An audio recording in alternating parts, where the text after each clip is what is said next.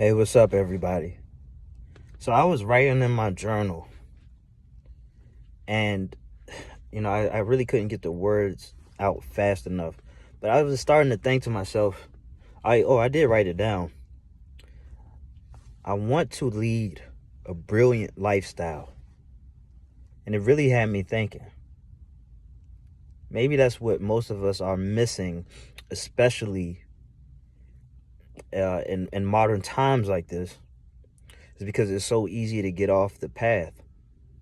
Whatever path may be set for you, whatever path may be meant for you.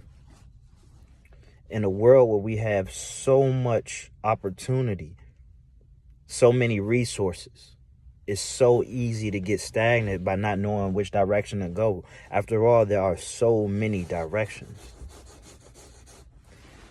you know, um, which is a peril I find myself falling victim to, a trap of sorts. But when I started thinking about a brilliant lifestyle, I was instantly flooded with so many ideas, even inspired a little bit. I mean, that's why I pulled out the camera to really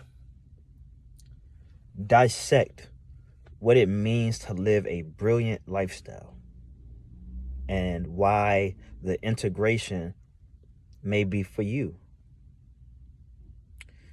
When we live in a time where the dopamine comes easy, but it leaves us empty.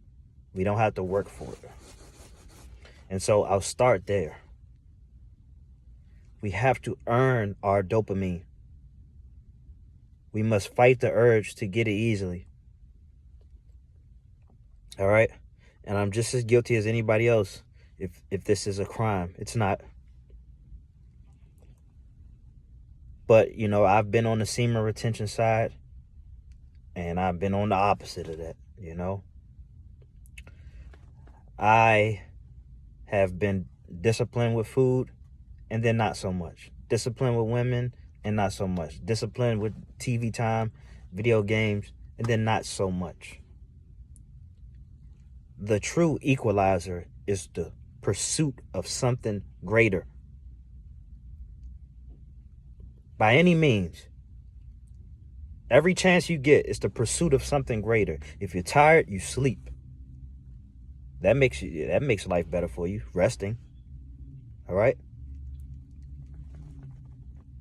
But in the interim, when you have the energy or when you have the time, sometimes energy may have to be on the back burner, and what will keep you going is the spark that comes from the pursuit of something greater. Now let's talk about a brilliant lifestyle and what that means to me as I flesh this out in real time.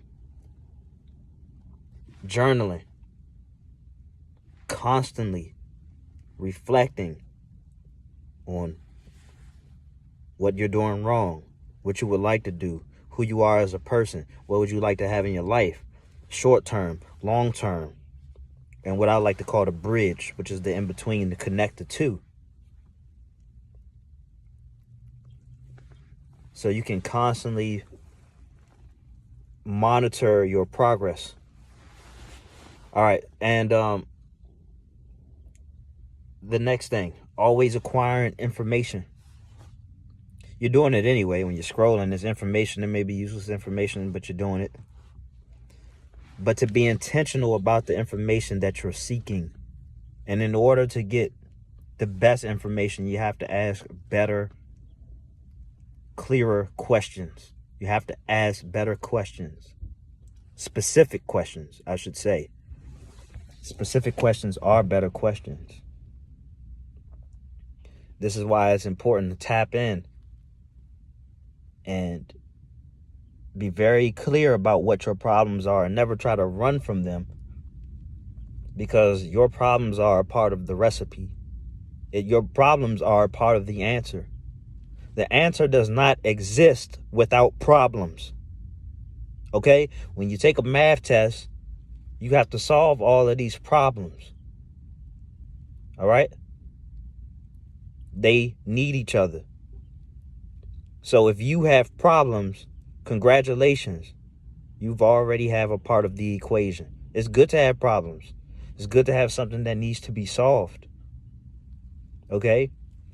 As you solve the problems in your life, it'll get you closer to ideally where you would like to be. Okay? Solve your problems. All right? One problem I had in 2021, it's already been over a year now, but I had bad dental problem, and it cost me $26,000 out of my pocket in 3 months.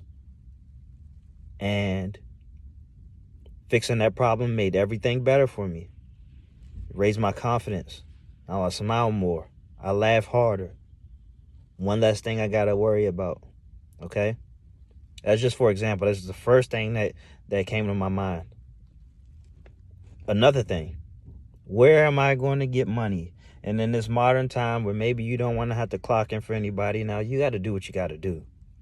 But in this modern time, you might not want to clock in for somebody. They have all these gigs, all these means to make money. The gig economy could be your savior. This is what I do. And when you know that your bills are taken care of course that could free you up to relax. I mean, you should be, I'm not going to say you shouldn't have this, you shouldn't relax a little. But what I'm saying is it frees you up to do other things, to take shots at other things, to be a little riskier. So if you take the money that you have left over and you choose to invest it in seeking more information, like I said, which is a part of a brilliant lifestyle, then you do that. Or if you want to just, put them in the long-term investments, whatever that may be. Ultimately, when I think about the brilliant lifestyle, we're just covering all bases here. So you have to think about what voids there are in your life, and then you work on them. If you're overweight, then you resolve to start working out more and monitoring your diet. If you're too skinny, it's, same thing. You start, working out more, doing more strength training, upping your calorie intake, taking creatine, whatever it may be. But you solve that problem, you have one less thing to worry about. Also, as you start finding accomplishments, as you start accomplishing things in different fields or in a particular field, it carries over to other things, which is why I like working out when I get up. I'm feeling strong, I'm feeling confident about myself, I'm feeling energized, and now I'm ready to do something else. Now I'm ready to face the world. Now I'm ready to go to war, whatever that may be.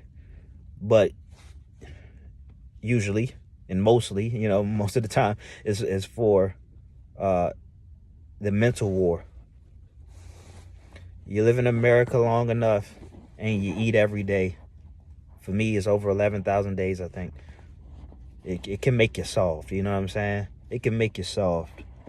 So that's why you have to throw in these disciplines. You have to throw in these actions that will allow you to be tougher, to allow you to take on the world as it shows itself to you.